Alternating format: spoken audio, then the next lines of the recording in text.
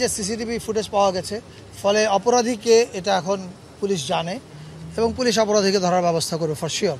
আচ্ছা, আর ওই মুখাকৃতিটা যে পুরো পুড়ে গেছে, এই অল্প সময়ের ব্যবধানে আপনারা কি ডিসিশন নিয়েছেন, কি এর বিকল্প কি আসবে? আসলে সিদ্ধান্ত তো চারুকলা নিয়েছে, আমরা না আসলে, কারণ র্যালিটা চারুকলা করে।